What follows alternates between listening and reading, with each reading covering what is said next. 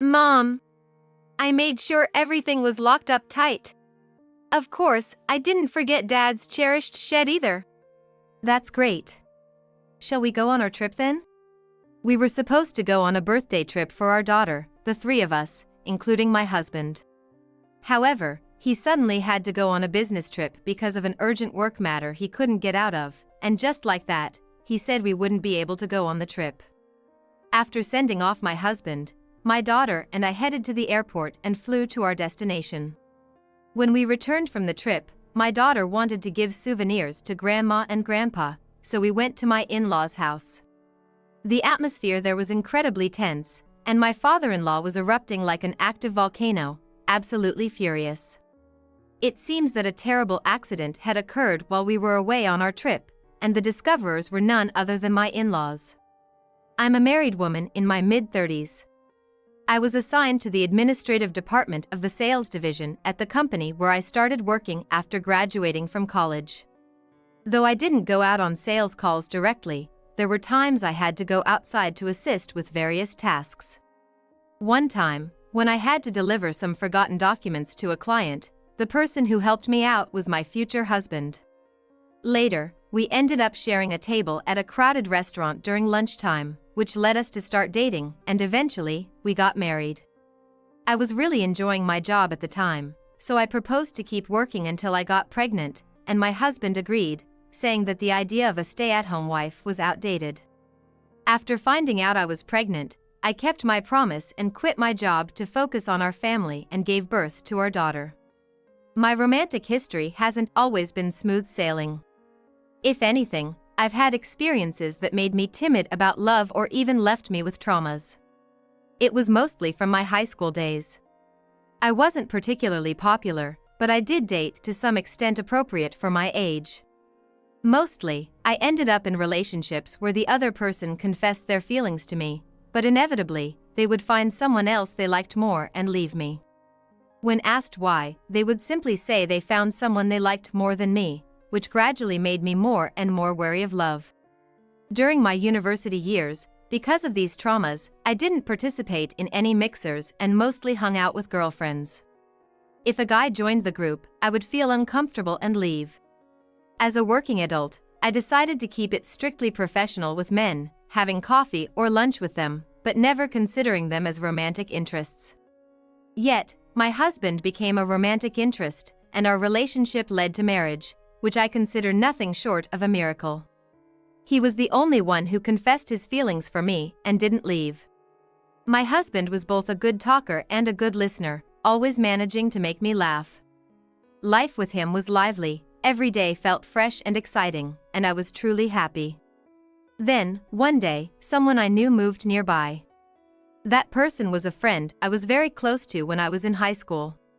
Looking back, it might have been over something trivial, but at the time, it felt significant enough for us to have a falling out. What exactly led us to drift apart, I can't quite remember now. Since our falling out, I hadn't contacted her even once, only hearing about her through mutual friends at reunions. That's how I learned she had gotten married. When we accidentally met again, I was so stiff, not knowing the right way to act. But she approached me cheerfully, as if she had no memory of our quarrel. So, I blurted out, "Emmy?" Because that's what I used to call her. Emmy cheerfully said, "I got divorced." It seems she decided to start fresh and moved to an unfamiliar place. She brightly shared that she's now making a living through part-time jobs. Can you believe running into someone I know here? I'll be honest with you, I was really feeling scared and vulnerable. I'm not used to being alone. I remembered how Emmy always had people around her, always lively. So, I impulsively said, "We're neighbors now, come over anytime." Little did I know, this would lead to something else. Emmy quickly came over, saying she bought some trendy pastries to share with my family. At first, she came over when my husband wasn't home, during weekdays, but gradually, she started saying it was lonely to eat alone and began staying for dinner. Eventually, she got on well with my husband, and before I knew it, she was frequently visiting when my husband was home. Our house was always filled with conversation and laughter. Having Emmy around, and seeing how my husband was friendly towards my friend, I felt truly grateful. However, I started to notice that the closeness between my husband and Emmy was becoming unnatural. Even from a woman's perspective, Emmy is beautiful, and she has a way of talking to anyone without any barriers. In high school, she was adored by both upper and lower class men, and even teachers liked her. She was the kind of person who could befriend anyone. I don't think there is any ulterior motive, yet my husband blushed and acted all smitten around Emmy, sometimes touching her more than necessary. I can somewhat understand a man being charmed by Emmy's looks, but my husband has a wife and child right in front of him. What's with that behavior? My suspicion only grew. Emmy began visiting closer to the evening. Half the week, she was having dinner with my family as if it was a given. But I started making excuses, ensuring she left before my husband came home. Sometimes, I'd forcefully suggest, "How about we have lunch together," to get her out of the house. Initially, Emmy was okay with it, but gradually, she started asking, "Do you have a reason for not wanting me in your house?" And avoiding my husband became increasingly difficult. Despite not wanting my husband and her to get close, I found myself making up reasons to refuse her visits. Things changed after she started coming over. My husband has been into DIY since before we were married and always said he wanted his own shed in the backyard once we tied the knot. A shed wasn't feasible, so we settled for a large storage container that doubles as a workshop. He would spend almost all his days off locked away in there, immersed in his hobby. He brought in a big sofa to lounge on, but he never shooed me or our daughter away. In fact, he'd get passionate about his projects or work on them together with her. Our daughter enjoyed watching things come together so much that there were times she wouldn't leave his side. But recently, he's been chasing her away with a "stay out of the shed," looking furious, and locking himself in. Even when called for meals, he'd say, "Just eat without me," or leave my portion by the door and go away, reducing the time spent with family. He avoided meeting my or our daughter's eyes, and she began to be scared of him. When he was home, she'd hide in her room. I had no real need to go near the shed, so I avoided it, waiting for him to come out if I needed him. Just being around the shed would sour his mood dramatically. A month later, I realized I needed to start planning for our daughter's birthday celebration. We had been talking about taking a trip. We hadn't done much since she was born, partly because of my husband's work, and partly because we didn't want to disturb others with a too young child. Now that she's grown into a considerate and kind child, I was thinking of splurging on a longer stay than just one night. That meant I might need the large suitcase we used before we were married, so I headed to the shed. I tend to take good care of my belongings, so it would still be usable, despite not having checked it for years due to its storage. My husband had warned me to stay away from the shed, but he was at work today, so it should have been fine. However, as I approached, I heard strange noises coming from the supposedly empty shed. Could it be a burglar? I wondered, peeking through the small window to check, only to find my husband and Emmy in the midst of an intense affair. It felt disgusting, like being forced to watch a cheap adult movie. Of course, the shock that my husband and Emmy were in such a relationship hit me hard, but deep down, I wasn't entirely surprised by his behavior considering recent attitudes. I had naively thought that since Emmy was a close friend, she would reject any advances from my husband. The betrayal by Emmy shook me more profoundly than the distrust towards my husband. When I peeked, their affair seemed to be ending, and they lay side by side, naked, chatting and laughing as if nothing had happened. She seems clueless, doesn't she? Given her trauma with love, I'd say she's pretty dense. There were times they felt I was somewhat suspicious, but they laughed, thinking I hadn't realized the extent of their relationship. Emmy said the thrill of not knowing when I might find out was irresistible. However, my husband was a bit cowardly about letting her into the house while I was away, fearing it would be too obvious, so they switched to the shed. They even joked about how disappointed they were that I obediently stayed away from the shed, making it less thrilling since I hadn't caught on, and now they were getting bold. Scare a girl with love trauma, and she won't come near, right? I want more thrill. How about sneaking out in the middle of a weekday night next time? Emmy knew my husband and I slept in the same room and was daring him to sneak out without getting caught by me. From the day he warned me off the shed, they had been meeting there on weekends. Emmy, getting carried away, made a shocking revelation. That girl, despite her plain looks, seemed to appeal to guys in high school because she appeared meek. Apparently, Emmy was annoyed that I, being less flashy than her, received attention from male students. And yet, she'd put herself down so obliviously, it drove me nuts, so I took every boyfriend she had. I never belittled myself. What was so wrong about asking someone who professed to like me what exactly they liked about me? The boyfriends I had always cited my quietness, seriousness, and kindness as their reasons, which seemed generic. Still, I was happy they liked me, and I tried to get to know and like them in return. I always thought mutual affection at the time of confession was rare. Learning that Emmy saw me this way and had snatched boyfriends out of jealousy saddened me deeply. Emmy claimed she never actually dated any of the guys she took from me, it was just a game to her.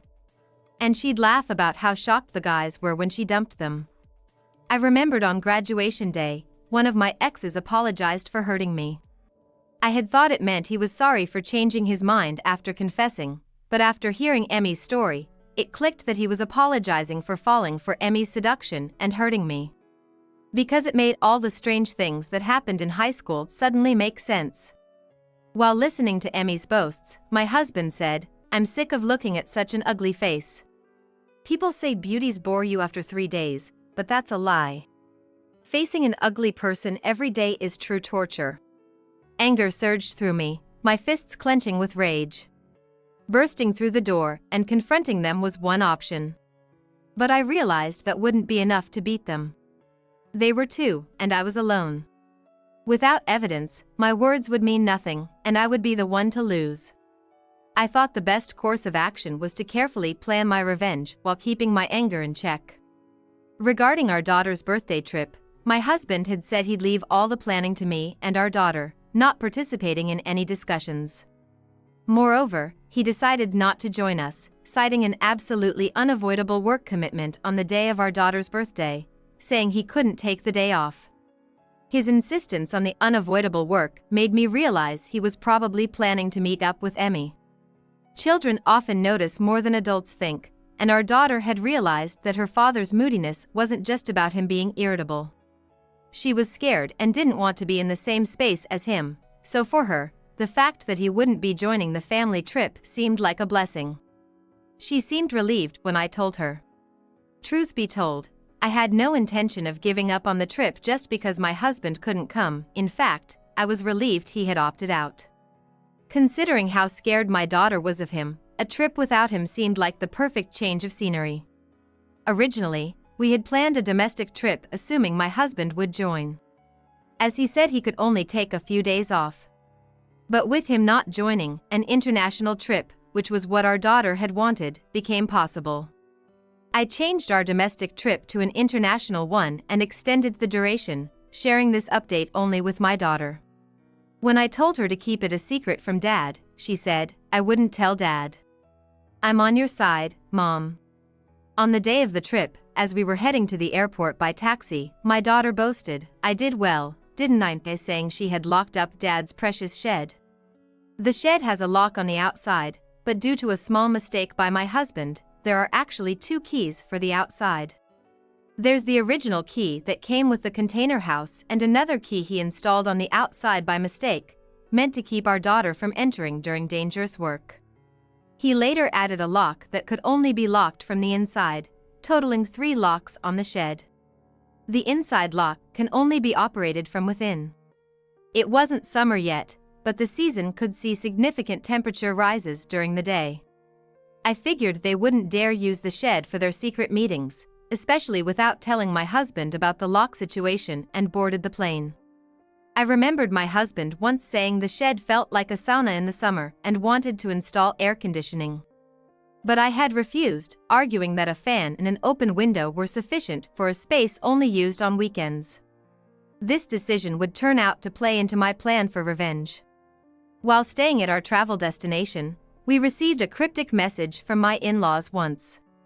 It seemed something unexpected had happened at home. But they insisted they'd handle it and told us to enjoy our trip with our daughter to the fullest.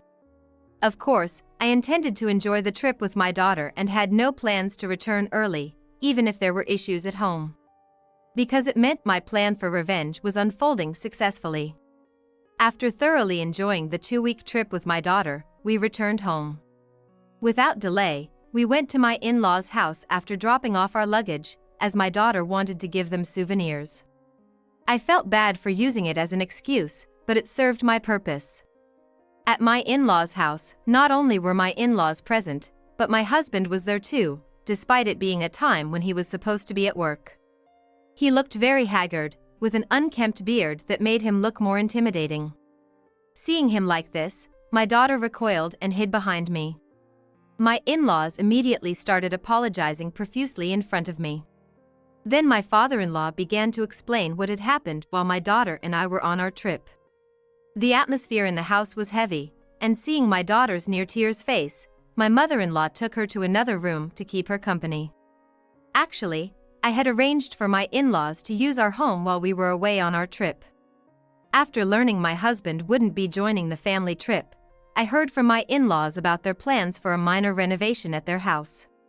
They wanted to do it during a period when they could use a grant, but were hesitant because the work would mean going without water for a while. Indeed, it wasn't summer, but the daytime temperatures could still be quite high, making the lack of water a significant inconvenience. So, I suggested they stay at our place. If we timed our departure with the start of their renovation, my husband would be at work during the day, and they could use the house without any awkwardness. They were very grateful for the suggestion, and plans moved forward. Later, when my husband said his unavoidable work had turned into a business trip, I told my in-laws they could stay over, as it wouldn't matter day or night. I suspected my husband was actually planning a trip with Emmy instead of going on a business trip. On the day, my daughter and I left the house just before noon. I had told my in-laws they were welcome to come over any time as we were leaving. The renovation was scheduled for the afternoon, and after greeting the contractors, they arrived around 2 p.m. Upon arrival, they discovered 2 people collapsed in the front yard. The shed door was also violently broken, indicating something serious had happened, leading to calls to the police and ambulance in a panic. Upon closer inspection, one of the collapsed individuals was my husband. The other was a woman, and for some reason, both were half naked. Both were semi-conscious, making communication difficult, leading my father-in-law to suspect heatstroke and call an ambulance. The relationship between the two was easy to guess, given they were found together in such a state. The commotion quickly became known to the neighbors, attracting onlookers. One neighbor began explaining how they heard loud noises and then saw a half-naked couple running out of the shed, noting the woman was not the wife, which made the relationship between the two widely known among those present. This wasn't part of my plan, but since my husband's actions became known throughout the neighborhood, I considered it a successful outcome. I'm grateful for my daughter's quick thinking. As I listened to my father-in-law, I put on an act of being shocked. When I was a child, concerned about my introverted nature, my mother had enrolled me in a children's theater group. Recalling the coaching from back then, I tried to act as naturally as possible, earning my father-in-law's sympathy as he harshly reprimanded my husband. I reassured my father-in-law that I was okay and then confessed that I had installed a camera in the shed. It was initially set up to catch evidence of my husband's affair, but I explained to my husband and in-laws that I installed it because I was scared of the strange noises coming from the shed, thinking they might be wild animals. I thought it was just animals, but who would have thought, my husband having an affair, right? I casually mentioned. As I said this and looked at my husband, he looked back at me with a look of "What have you done?" My father-in-law, sensing the urgency, pushed me to check the footage quickly. My mother-in-law offered to keep looking after our daughter, allowing us to rush back to our house. My husband was somewhat dragged along by my father-in-law, obviously reluctant since he didn't want the evidence of his deeds to be seen. That's because the evidence of the affair is still there, and he wouldn't want his father-in-law to see it. However, when we reached the shed, he began to throw a tantrum like a 3-year-old. My husband protested about privacy invasion and suddenly feeling dizzy, and when those excuses weren't accepted, he just yelled about it being irrelevant and that he didn't want this. I thought to myself, if you're doing something that you don't want seen or known, then you shouldn't do it in secret. He had enjoyed the thrill of possibly getting caught, so shouldn't he have been prepared for the possibility of getting caught? In the end, my husband couldn't stand against my father-in-law's force and had to enter the shed. My father-in-law has been practicing martial arts since he was young and still goes to the local dojo to teach kids. My physically inactive husband had no chance against him. The camera in the shed captured my husband sneaking back into the yard and into the shed after saying he was going on a business trip. The camera was discreetly installed not just inside the shed but also at the entrance to catch anyone unnoticed. Once inside, Emmy was already there waiting. It seems they had created a space in the hedge for one person to get through to the yard without me noticing, placing something in front of it that even a woman could move to deceive me. Waiting for my husband in the storage room, Emmy was already in her underwear and seemed eager to do it. My husband, perhaps lustful at the sight of her, jumped on Emmy like an animal and repeated the violent, constant action. There was a moment when their activity abruptly stopped, captured by the entrance camera, showing my daughter approaching the shed. Despite being engrossed in their actions, they seemed sensitive to any sounds. They could have waited for us to leave for their secret meeting, but choosing to meet while we were still home was part of the thrill they sought, I suppose. Once my daughter moved away from the shed area, they resumed. They probably hadn't considered that my daughter might lock the padlock from the outside. Later, the camera installed at the entrance recorded the sound of a taxi arriving and my voice calling to my daughter, "Let's go," clearly audible. This must have reached the ears of the two inside because, as the taxi drove away, the camera inside the shed captured them stopping their intimate actions and attempting to leave the shed. However, footage showed my husband's confusion as the door wouldn't open, and Emmy peering out through the small window, trying to figure out the door's situation. Even the slim Emmy seemed to struggle to exit through the small window because her shoulders got in the way. Unable to determine the door's condition and growing increasingly frustrated, my husband's tone became aggressive. "If that's the case, you can just dislocate your joints and squeeze through that small window. You're a man, act like it." "What? Wanting to feel the thrill and hiding before my wife leaves was your idea, not mine. I wouldn't be in this mess if I hadn't gone along with your thrill-seeking." The bickering that ensued between them, now far from their earlier affectionate behavior, had me struggling to hold back laughter. Trapped in the sealed shed, the temperature inside was rising rapidly. Unable to find a way out and without a key, the pair were sweating profusely, resembling people stuck in a sauna. Dehydrated from sweating, their risk of heatstroke skyrocketed, seemingly leading to the condition's onset. Both my husband and Emmy must have had their phones on them. They could have just called for emergency services while dressed, I thought. It seems people's judgment falters when they engage in guilty pleasures. My father-in-law seemed to have expected something like this, but facing the reality was different from just suspecting it. My husband, already facing a stern rebuke from my father-in-law, could only shrink smaller under his fiery wrath. I became so concerned that my father-in-law might collapse from his excessive anger that I found myself worrying more about him than the situation at hand.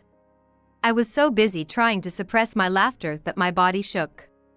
My father-in-law mistook me for breaking down in tears. Using that to my advantage, I made it look like I was crying and said I couldn't go on. I wanted a divorce. While emotional wounds can't be healed with money, I expressed my desire for compensation in the form of alimony, to which my father-in-law strongly agreed, saying it was the right decision. He promised to make my husband pay alimony, and forced him, who hadn't uttered a single apology, to see my eyes and say sorry.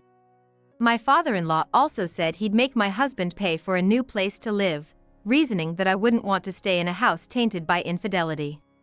My husband started to object, saying, "Why should I?" but wilted under my father-in-law's gaze, sharper than any gang's, and meekly agreed to comply. Having been strictly disciplined by my father-in-law, a former athlete, since he was young, my husband has a tendency to follow his words, possibly out of trauma.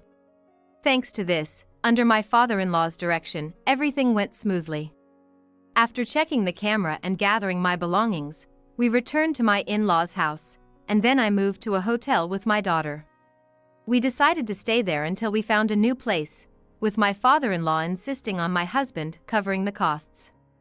We opted for a rental apartment instead of a house, choosing a new building that was about to be completed and moving in as soon as it was ready. Right before we were set to move in, I received a call from Emmy. I could guess the gist of what Emmy wanted, but decided to answer to avoid any further complications. Don't you dare contact my ex-husband, you ugly thing. Her true nature seemed to reveal itself through her vile language and classless shouting, further criticizing me in a shrill voice, telling me not to show off my happiness just because I'm plain, or saying I don't know how to please a man. It's audacious. Speaking of which, there was a conversation between my husband and Emmy on the camera where my husband criticized our intimate life, saying, "She just lies there like a decoration, so boring." Probably, my husband often complained that our marital life was dull. Because I thought your ex-husband was making a valid point. In fact, before I suspected the affair between Emmy and my husband, I received a call from someone claiming to be Emmy's ex-husband. He told me Emmy had vanished without paying alimony or child support. The message was about expanding Emmy's social circle to investigate her whereabouts. It seems someone suggested to him that I might know Emmy's whereabouts.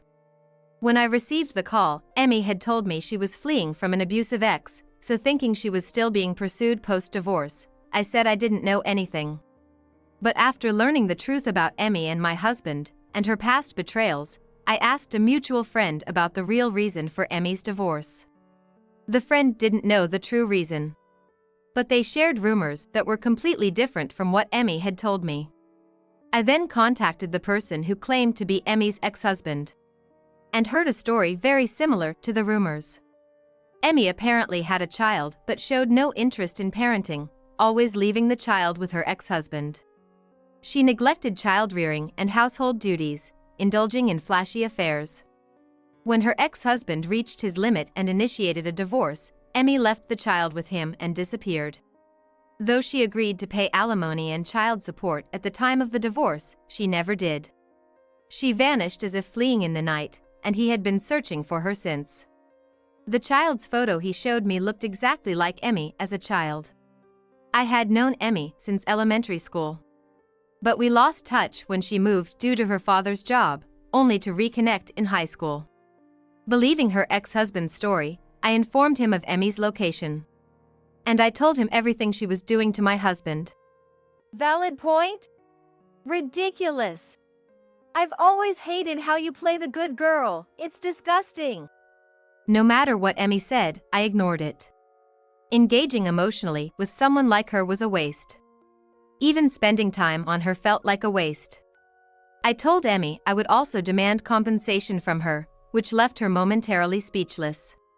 When I mentioned knowing everything she did in high school, she excused it as just a game and that the men misunderstood on their own. Emmy might see it as just a game, but among those caught up in her game, there were people who got hurt. At least, that was true for me and the ex-boyfriend who apologized to me. I told her we would communicate through lawyers in the future and hung up. Afterward, my husband returned to work, only to learn a hard lesson about not being arrogant. It seems he had a habit of looking down on those he considered beneath him. You know, the type who has one face for home and another for work.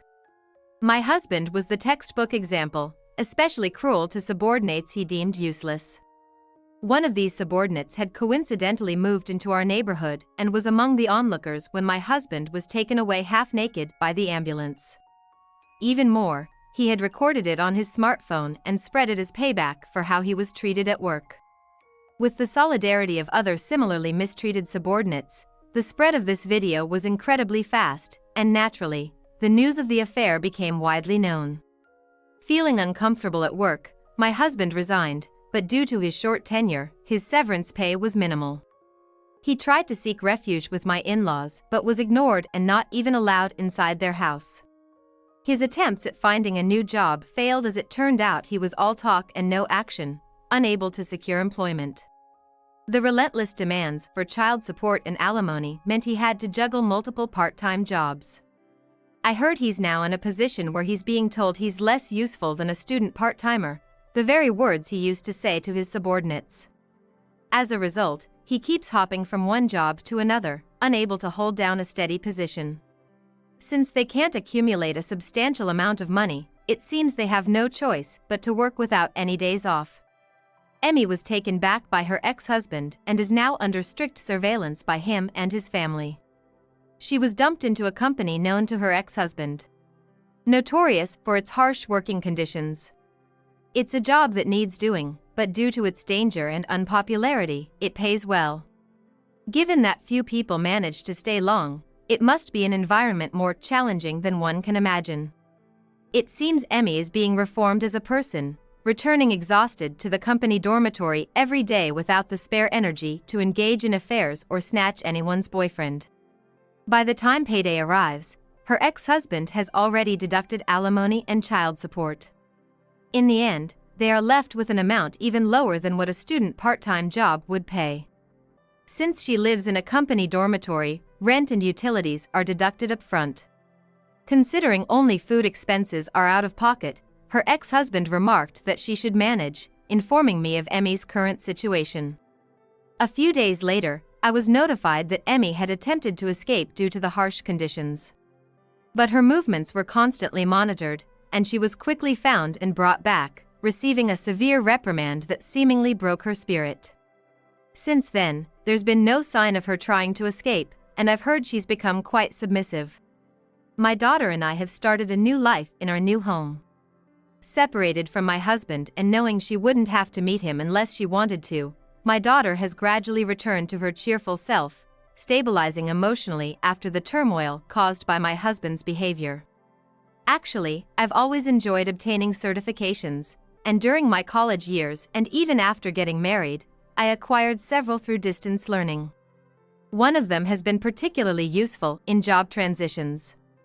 Though I became a stay-at-home mom after getting married and giving birth, I worked from home as much as I could. Now, I've decided to work full-time at an office. I might make my daughter feel a bit lonely, but I believe she'll understand. From now on, it's just the two of us, side by side, living a happy life, I told her. My daughter confidently replied, "I'll protect mommy." It seems this ordeal has taught my daughter something profound. I've vowed to live each day to the fullest to protect my daughter's smile.